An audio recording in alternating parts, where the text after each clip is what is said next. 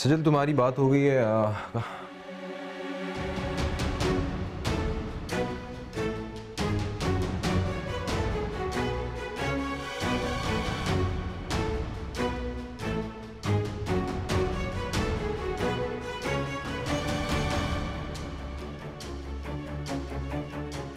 Fahad, I think मुझे चलना चाहिए अभी। नहीं, तुम कहाँ जा रही हो? लिसन प्लीज, ये मेरा ऑफिस है, बाहर लोग बैठे हैं। So what? कोई भी ऐसी हरकत मत करना जिससे तमाशा क्रिएट हो, बाहर लोग बैठे हैं। तमाशा तो ऑलरेडी बन चुका है। Calm down, okay? ऐसा कुछ नहीं है जैसा तुम सोच रही हो, ओके? उसका हाथ छोड़ो please, leave her hand please.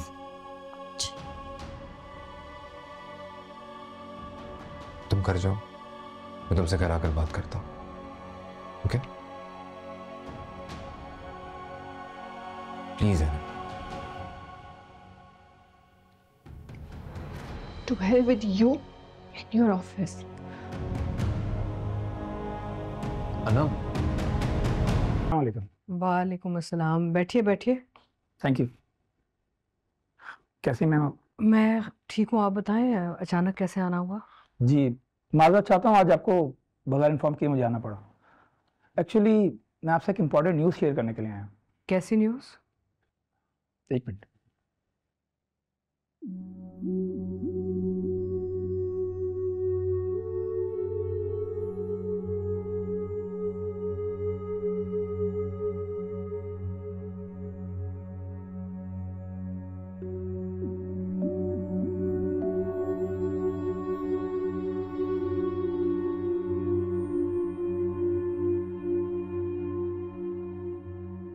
आप प्लीज़ ये फाइल देख लीजिए। ये कहाँ से आए वकील साहब?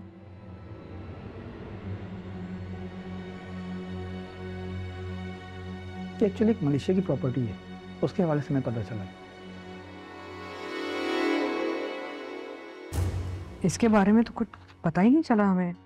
नहीं, पहले हमें नॉलेज नहीं थी, लेकिन जैसे ही मिली हमने कहा आपसे इन्फॉर्म कर। और ये कहाँ पे मलेशिया में?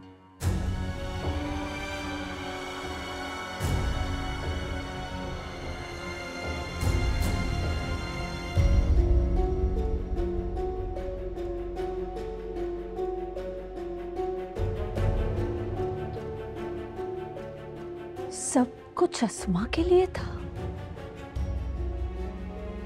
मुझे मोहब्बत के काबिल ही नहीं समझा।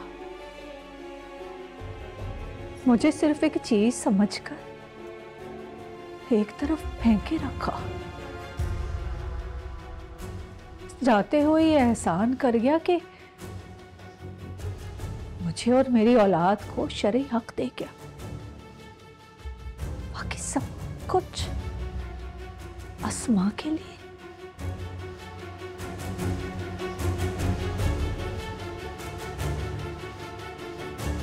सॉरी, बताएं।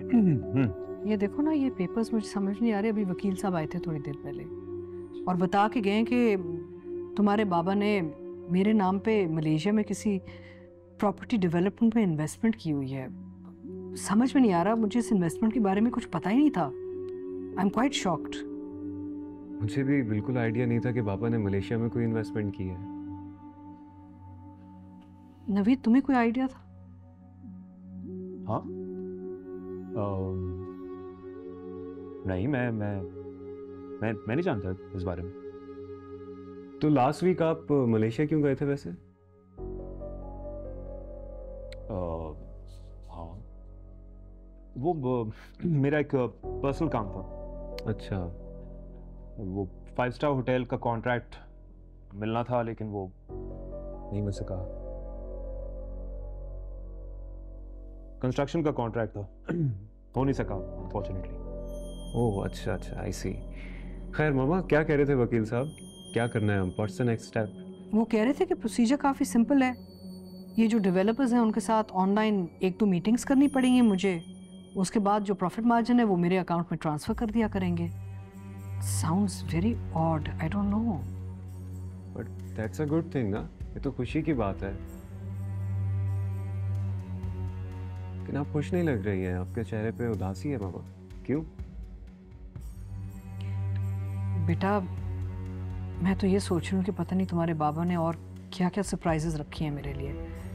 पहले एक दूसरी बीवी आ गई, एक बेटा, एक सुतीली बेटी, पता नहीं क्या क्या, और अब ये, अब अल्लाह खैर करे आगे क्या होने लगा है।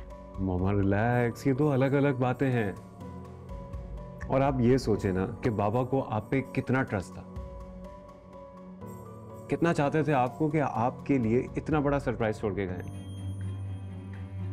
ये सरप्राइज तो कुछ नहीं है, जाते जाते जो तुम्हारे बाबा ने मुझे सरप्राइज दिया है ना, उससे बड़ा झटका लगा है। अब मुझे सरप्राइज से ना नफरत है। आई एम पेट्रिफाइड बेटा। खैर देखते हैं what we can do about this.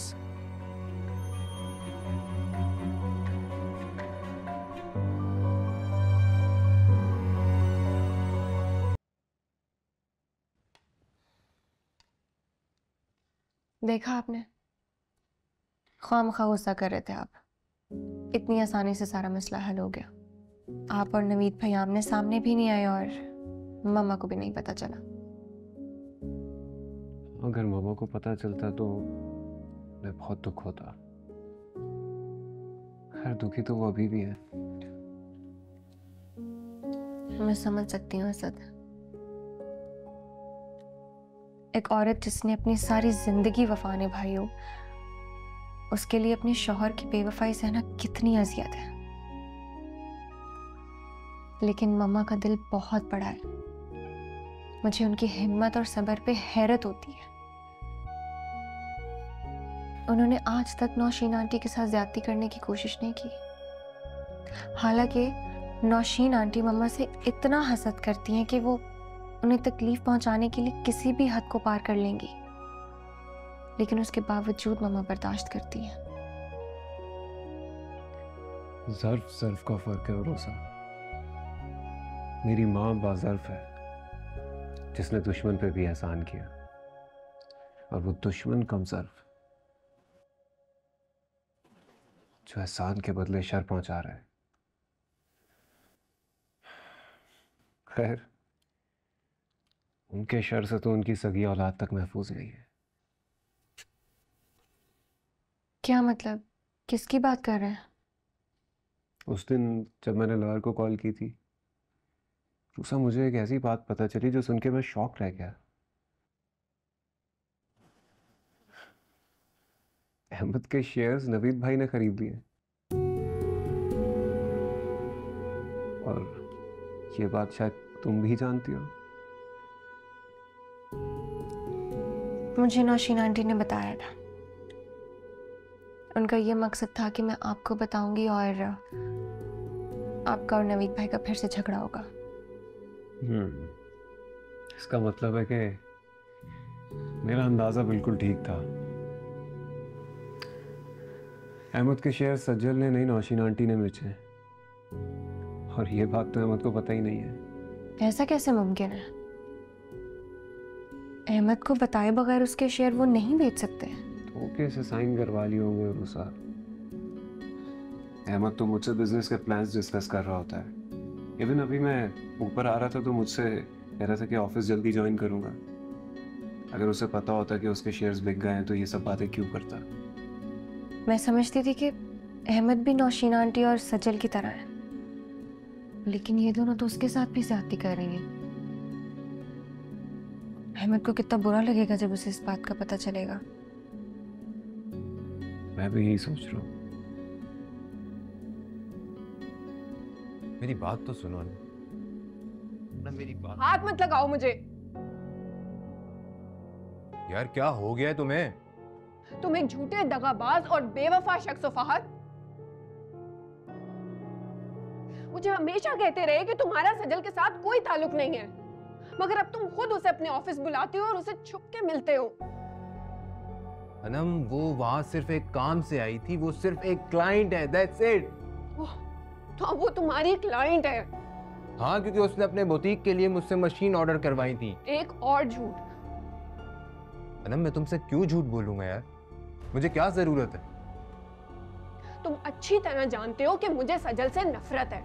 नफरत है मुझे उससे। इससे पहले भी हमारे बीच लड़ाइयां सिर्फ उसी की वजह से हो रही थी ना। पहले वो आंटी की वजह से हमारी लाइफ में इंटरफेयर करी थी, और अब तुम। अनम मैं नहीं जानता था स्टार्टिंग में कि वो सजल का ऑर्डर है, और जब मुझे पता चला तो जब पता चला था तो ऑर्डर कैंसिल क्यों नहीं किया? तुम पागल हो गई हो क्या? ऐसे कैसे किसी की पेमेंट पकड़ के मैं ऑर्डर कैंसिल कर दूं? प्रोफेशनलिज्म नाम की कोई चीज होती है कि नहीं? तुम समझ क्यों नहीं रही हो यार? मैं समझना भी नहीं चाहती हूँ। क्या कर रही हो, कहाँ जा रही हो तुम? अनम रुको ना, इधर मेरी बात तो सुनो।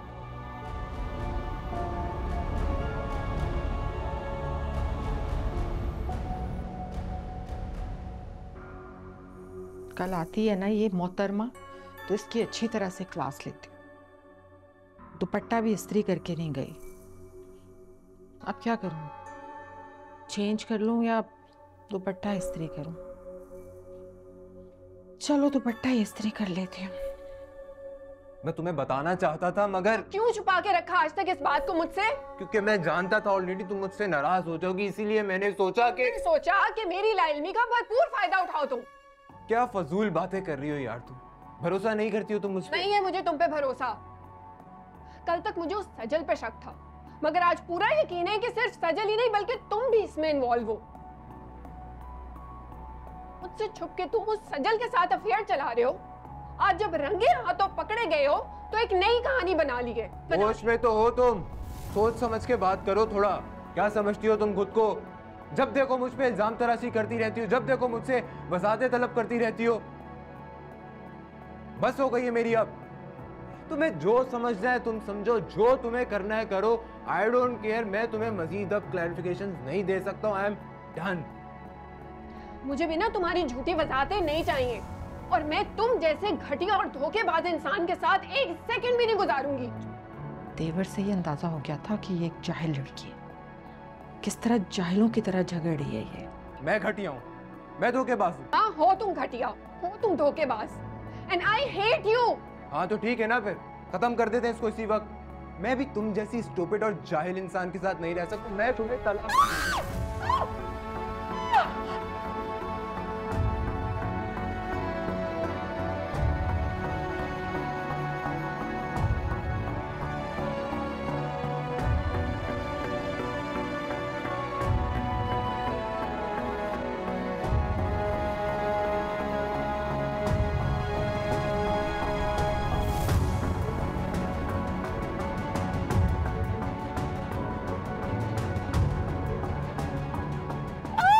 क्या हुआ है आपको?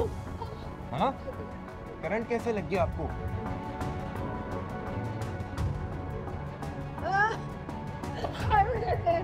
अरे संभाले खुद को, क्या हो गया आपको? चले हॉस्पिटल लेकर चलते। अनम